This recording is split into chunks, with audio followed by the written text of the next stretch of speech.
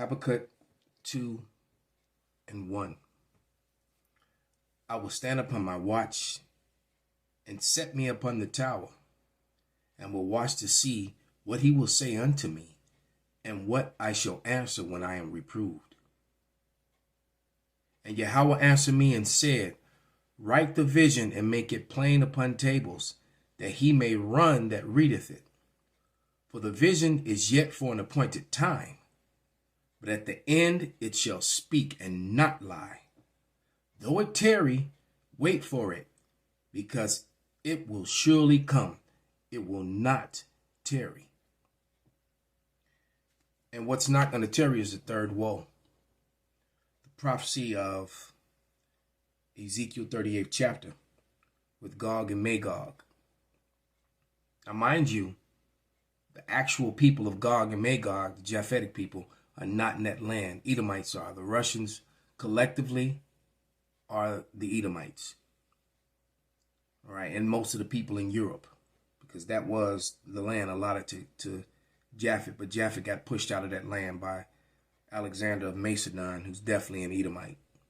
So the Edomites have taken over Europe now for the second time, as they went down for 1,000 years with the fall of Rome, and they rose back up and took over again during the Renaissance. But prophecy, biblical prophecy, will be fulfilled. And this is a video put up by the WW3 update, who is being done regularly by Off-Grid Desert Farming with Paul and Adrian. And this guy's pretty diligent. He uses War News 24/7, which is a Greek. So they're over there in the midst of it, which is a Greek news outlet, and you have it's actually translated from the Greek to the English, and they report real time as things are going on. This Greek news agency. So he uses multiple news outlets. It's like we always tell you, if you want to know what's going on in the world, you have to turn off American media. And when American media shows you what's going on in the world, they're showing you through a filtered lens. They're not showing you everything. All right. So this one and RT, you find more about what's going on around the world and in America by watching RT, because the things that America don't want to talk about that's going on in their country, they don't put up. But on their MSN, on their mainstream media, they're too busy being politically correct. And politically correct means just basically means to lie, to filter, or not speak the truth. All right. But at the end, I'm going to let this video play about 5 minutes of it, because this is the crucial portion. This is an hour and 34-minute video, and I'm right about the 30-minute mark right here. And I'm going to let about 5 minutes play, because that was the most pertinent, in my opinion, information was from the 30th minute to the 35th minute. So if you intend to watch this movie, it's on Off-Grid Desert Farming with Paul and Adrian. And it's called WW3 Update. Russia activates its nuclear forces. It's up to 75% of Russian military now deployed. As a matter of fact, let me just pan the camera down. You can see the title. See? So you can actually see that title, so you can, if you want to look it up. All right. But at the end of the video, he begs the viewing audience to pray that World War III does not happen, which is going against the scriptures, completely and totally against the scriptures. All right. And I'm going to get those scriptures about the first and second woe. And this is how you know that these so-called Christians do not understand the Bible. They don't. They do not. I heard him say something that was so wild, he was trying to line something up and had no idea what he was talking about. But that's typical of these Christians. But without any further ado, make sure the sound is right. And his videos are usually recorded pretty loud too. So here we go. That Russia will be invading Ukraine very soon. No one knows when this will go down. Also, we have breaking news coming in from RT Television. Russia and China now are staging joint military drills. Moscow and Beijing are flexing their maritime muscles amid growing tensions in the West. As relations between the East and West continue to spiral out of control, Russia and China have conducted a joint naval exercise in the Arabian Sea, featuring large warships and one of Beijing's missile destroyer vessels, Moscow's Ministry of Defense has revealed.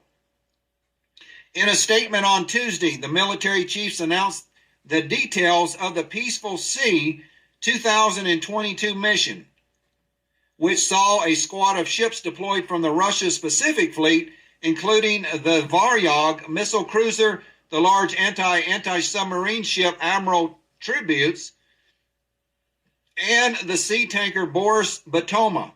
Beijing deployed its I can't pronounce this. This is URUMQI missile destroyer and the complex supply ship Tehu. So this is a video of the deployment right here. This is the joint naval drills that have taken place today between China and Russia. So Russia has just sorted out last week 140 of their warships, folks. This is almost the entire Russian Navy has been put out to sea. Right now, you're looking at Russian soldiers taking part in the drills with the Chinese fleet. They are doing maneuvers together, folks. So it does look like China and Russia now are coordinating their military moves. And once this happens, folks, if we get involved, we will be fighting Russia and China at the same time. Now, whether North Korea gets involved or whether Iran attacks Israel is yet to be seen. So this is ongoing right now. These are naval maneuvers happening between the two navies of Russia and China. This is very significant, folks, happening at the same time that Russia is on the verge of invading Ukraine. So we're going to stop this right now and keep on reading the article.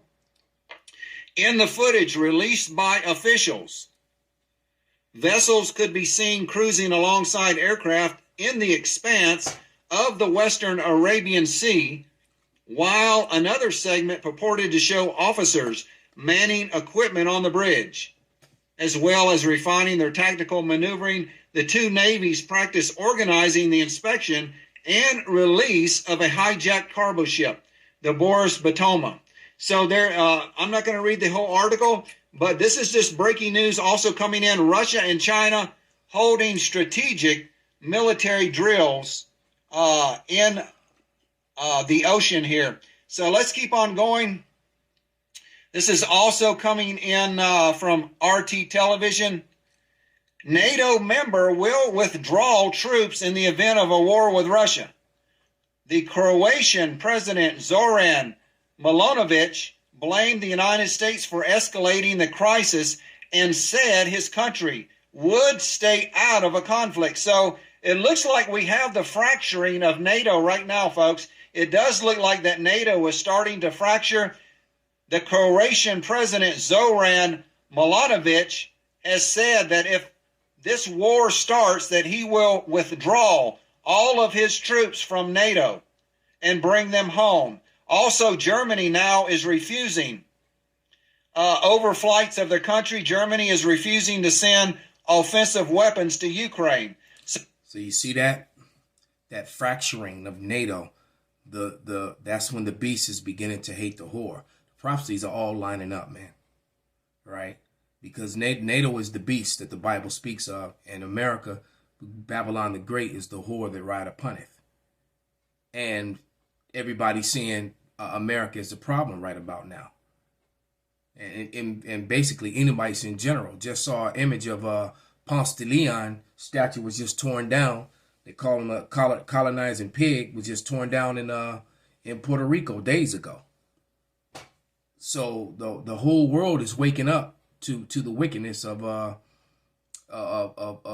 Esau Edom, man. But they're praying for, like I said, at the end of this video, it's an hour and a half long, and at the end of this video, they began to pray and then trying to give themselves to the Lord. You can't give yourselves to the Lord, first off. But as a matter of fact, let's start here at Revelation 9 and 12. This prophecy, it says, one woe is past, and behold, there come two woes more hereafter. So the first woe was World War I. And you got in Revelation 8 and 13, it says, and I beheld and heard an angel flying through the midst of heaven, saying with a loud voice, woe, woe, woe. And woe means destruction. To the inhabitants of the earth by the reason of the other voices of the trumpet of the three angels, which are yet to sound. So he was warning of the three woes. All right. Matter of fact, in Revelation 11 and 14, the second woe is past, and behold, the third woe cometh quickly. All right. So the second woe was World War II. And when you understand time frames, that one day to the Lord is 1,000 years to us, that's a very little time. All right. You had it wasn't so many years when World War II broke out after World War I, and now you've gone a little bit further with World War III, but it's upon you. It's upon you. And then at the end of this, he says, he comes up with that typical Christian garbage, which is not biblical or scriptural, or how you can admit you're a sinner and give yourself over to the Lord.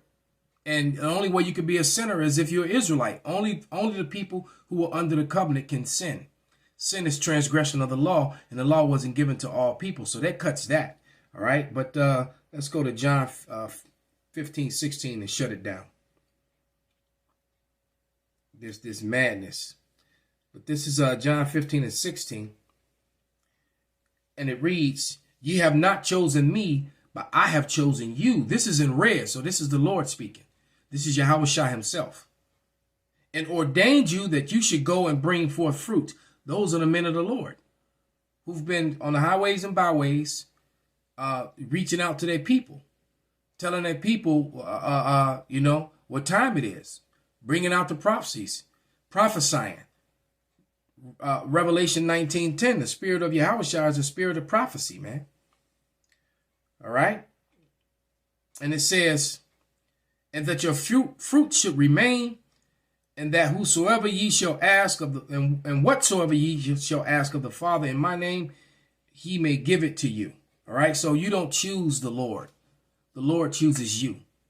Call halal Yahweh by Shem Shai, by Shem Rakakwadash, Wa Abba Babal, Kwam Yasharala Shalom.